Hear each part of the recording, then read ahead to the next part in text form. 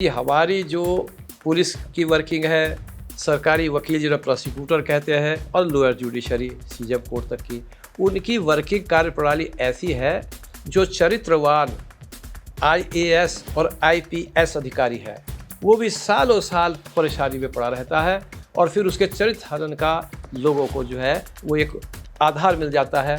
श्री विश्वास पंत जी जो लखनऊ मंडल के कमिश्नर हैं, सभी जानते हैं, उनको पूरा देश जानता है। नमस्कार, मैं अमरीश कुमार। आज के वीडियो का मकसद ये आप लोगों को बताना है कि हमारी जो पुलिस की वर्किंग है, सरकारी वकील जिन्हें प्रोसिक्यूटर कहते हैं और लोअर जुडिशरी सीजन कोर्ट तक की, उनकी वर्किंग कार्यप्रणाली ऐसी है कि जिसकी वजह से जो चरित्रवान आईएएस और आईपीएस अधिकारी है वो भी सालों साल परेशानी में पड़ा रहता है और फिर उसके चरित्र हनन का लोगों को जो है वो एक आधार मिल जाता है कि साहब देखो कितना बड़ा इसने अपराध किया है। तो मैं आपको दो उदाहरण बताऊंगा और उसका मकसद मेरा केवल इतना है उनको बताने का कि ये चीज़ जो है सुधरनी चाहिए। जब आईएएस और आईपीएस अधिकारियों का भी इस प्रकार से उत्पीड़न होता है झूठे झूठे केसों में, तो आम जनता का क्या होता होगा, ये देश के लिए अच्छा नहीं है। इसलिए ये उदाहरण जो है मैं आपको बताना चाहता हूँ, जो मेरे व्यक्तिगत जानकारी में मैंने अध्ययन करके जो है किया है और बिल्कुल सटीक आपको जानकारी देना चाहता हूँ। सबसे पहला तो श्री विश्वास पंत जी जो लखनऊ मंडल के कमिश्नर हैं, सभी जानते हैं, उनको पूरा देश जानता है। वो जो है अभी अयोध्या में जो राम मंदिर में चोरी वगैरह और अपराध की जो घटनाएं हुई उसकी जांच की जो एसआईटी बनाई थी माननीय मुख्यमंत्री जी ने, उसके मुखिया थे।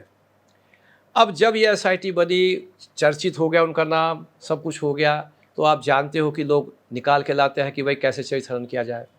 तो चरित्र हनन के लिए एक रेपुटेड चैनल जो है वो निकाल के लाया कि साहब ये जो विश्वास पंत जी है, ये 8-10 साल पहले जो हमारा ये पश्चिमांचल का जो इसका आयोग है, विद्युत आयोग है, उसके प्रबंध निदेशक थे।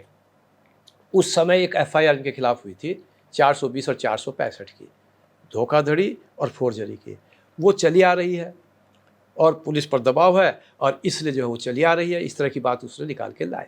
अब मैं भी बड़ा चौंका, क्योंकि मैं जितना जानता हूँ वो बहुत शहर देखे और इस तरह की तो दूर तक भी उनके लिए नहीं सोचा जा सकता, जैसा मुझे जितनी जानकारी है उसके हिसाब से।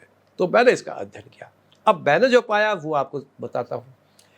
वहाँ पर जो वो प्रबंध निदेशक थे, तो एक इलेक्ट्रिक फर्म जो थी, दुर्गा इलेक्ट्रिक फर्म करके थी, उसके मालिक थे शिव कुमार जी। गांव में इलेक्ट्रिफिकेशन के लिए उनको जो है ठेका दिया गया अम्बेडकर योजना के अंतर्गत। उन्होंने विद्युतीकरण कर दिया गांव में और बिल वगैरह का जो है पैसा लेने के लिए नीचे ऑफिस में जो सहायक अभियंता का या अधिशासी अभियंता का ऑफिस होता है वहाँ सबमिट कर दिया। वहाँ पर कुछ उनसे रिश्वत वगैरह मांग की गई या जो भी कुछ हुआ, तो वहाँ पर जो है वो नाराज़गी हुई। उन्होंने इसकी शिकायत ऊपर करी, तो जो प्रबंध निदेशक महोदय थे तत्कालीन श्री विश्वास पंत जी, उन्होंने उसकी जाँच करी। ये प्रशासनिक जाँच होती है और प्रशासनिक जाँच में उन्होंने ऐसा कुछ नहीं पाया कि भाई अपराध वगैरह हो। तो कोई दूसरी चीज़, अपराध की तो एफआईआर होती है कि उनको प्रशासनिक तौर पर दंडित किया जाए। आपको एफआईआर करनी तो आप कीजिए। तो उनका केवल इतना है कि उन्होंने जांच करी और एफआईआर नहीं कराई। ये एफआईआर में जो है वो लिखवाता है, उन्होंने एफआईआर करी शिव कुमार जी ने, ये एफआईआर में लिखवाता है और 14वां अभियुक्त उनको बनाता है। सुप्रिटेंडेंट इंजीनियर, एग्जीक्यूटिव इंजीनियर सबको अभियुक्त बना देता है। तो पूरे डिपार्टमेंट को अभियुक्त बनाता है और शीर्ष स्तर के अधिकारी जो प्रबंध निदेशक थे उनको भी बना देता है और खुद ही ये कहता है कि साहब इन्होंने जो जांच करी है उसमें एफआईआर नहीं कराई। एफआईआर तो आप करा दीजिए, प्रशासनिक जांच तो होती नहीं इस चीज़ के लिए, आपको तो अधिकार है एफआईआर कराने का। तो वो खुद ही इस बात को मानता है कि कोई फोर्जरी उनके द्वारा नहीं की गई, कोई चार्ज जो है धोखाधड़ी नहीं की गई 420 का, कोई रिश्वत नहीं मांगी गई, कुछ भी नहीं उनके खिलाफ, और एफआईआर हो गई। अब आप देखिए कि पुलिस की वर्किंग जो मैं आपको कह रहा हूँ, 8-10 साल हो गए। अब पुलिस वैसे तो जो है एफआईआर होती है, सभी जानते हैं, कभी किसी का दबाव है, किसी को झूठा है सच्चा है, एफआईआर हुई 10 आदमियों के खिलाफ, 2-4 को निकाल देती है। जब अपराध बिल्कुल बनता ही नहीं तो निकाल देती है, और किसी के खिलाफ अपराध बनता है तो जांच होती है और साक्ष्य नहीं मिलता है तो फाइनल रिपोर्ट लगती है। पुलिस ने इन लोगों को, जिनके खिलाफ कुछ चार्ज भी नहीं था, वो खुद ही कहता है कि भाई कोई धोखाधड़ी या फोर्जरी का है ही नहीं, और फिर भी इनके खिलाफ जो है फाइनल रिपोर्ट लगा दी सबके खिलाफ कि सब साक्ष्य नहीं मिला। सीजन महोदय को ने भी नहीं देखा, ना प्रोसिक्यूटर ने देखा, और प्रोसिक्यूटर के माध्यम से ही चार्ज, ये जो एफआईआर वगैरह जाती है वो भी राय देता है पुलिस को। उसने भी ये देखा कि भाई इनके खिलाफ तो कुछ है नहीं, इनको क्यों, इनको तो निकाल दो विवेचना में। अब सीजेएम महोदय ने भी सरसरी तौर पे देखा और दोबारा पुनर्विचार में भेज दिया। अरे वहाँ भी ये बात कही जा सकती थी कि साहब पुनर्विचार पे उनके खिलाफ तो भेज दीजिए कि जिनके खिलाफ लगता है कि भाई अपराध हुआ है और एविडेंस नहीं मिली। इनके खिलाफ तो अपराध का आरोप ही नहीं है जो एफआईआर कराने वाला है, तो इनके खिलाफ पुनर्विचार से क्या मतलब। और वही चली आ रही है 8-10 साल से। अब सीओ क्राइम शायद उसकी विवेचना कर रहे हैं और बदनाम करने का, चरित्रहनन करने का मौका मिल गया कि देखो साहब 10-12 साल 8-10 साल पहले एक एफआईआर हुई थी और वो चली आ रही है और साहब ये देखो कितना बड़ा अपराध किया। अब बताओ क्या अपराध किया, कितना बड़ा। जो नहीं समझते, नहीं जानते तो यही सोचेगा जिन्हें कितना बड़ा अपराध कर दिया। तो आप समझ रहे हैं वर्किंग हमारी पुलिस की, सरकारी वकील साहब की और लोअर जुडिशरी की, ये वर्किंग है। अब दूसरा आईपीएस का उदाहरण देता हूँ। एक शख्स आईपीएस में 20 साल में सेलेक्ट हुआ, 2-3 साल बाद वो रॉ में चला गया, 21 साल रॉ में रहा, पाकिस्तान में गया, किडनैप भी हुआ पाकिस्तान में, सब कुछ हुआ। उसके बाद यहाँ पर उत्तराखंड में भी आए वो, और जैसा भी था एक दरोगा भर्ती प्रकरण में उनको मुजरिम बना दिया। डीजी साहब थे, उनको ही मुजरिम बना दिया।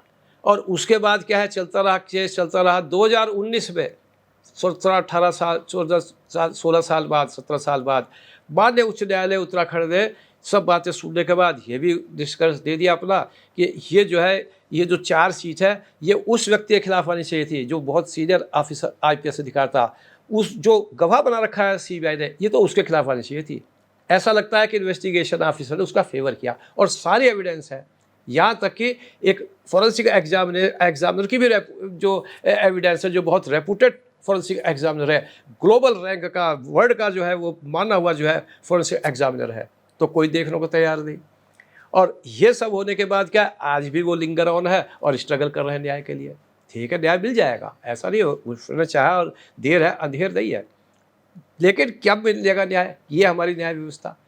जब 2019 में माननीय उच्च न्यायालय ने भी ये होल्ड कर दिया कि भाई जो सीबीआई का विटनेस है वो मुझे लगता है उसका फेवर करा इन्वेस्टिगेशन में और इनको जो है गलत मुजरिम बनाया, तो उसके बाद तो आज भी करीब 7 साल बीत गए। तो ये इस तरह की मैं आपको जो कह रहा हूँ, ये 2 ही उदाहरण बहुत बड़े हैं जो सीनियर आईएएस और आईपीएस के संबंध में है, किस तरह से चरित्रहनन होता है। और 10-20 साल बाद, 20 से 25 साल बाद वो लोग बरी भी हो गए तो क्या मिलता है, उनका स्ट्रगल कितना हुआ, और फिर जो उनका अगर प्रमोशन किसी का रुक गया या कुछ हो गया तो क्या होता है, क्या नहीं होता है, आप खुद ही समझ सकते हैं, मैं आपको क्या बताऊँ। तो ये मैं चाहता हूँ, इसका वीडियो का मकसद ये है कि ये जो हमारी इस तरह की आपराधिक न्याय व्यवस्था बन गई है, इसे तो भाई सुधार होना चाहिए। आम आदमी की व्यथा भी मैं जो बता रहा हूँ उससे कब होगी कि आम आदमी जो कहता ना पुलिस का उत्पीड़न, हम निर्दोष को और हमें न्याय में इतना समय मिल गया, आप देखिए जो सीनियर आईएएस आईपीएस अधिकारी उनकी क्या स्थिति है, तो फिर आम आदमी कहाँ जाएगा। यही मेरा मकसद है और आवाज़ उठानी चाहिए इस संबंध में। जय हिंद, जय भारत।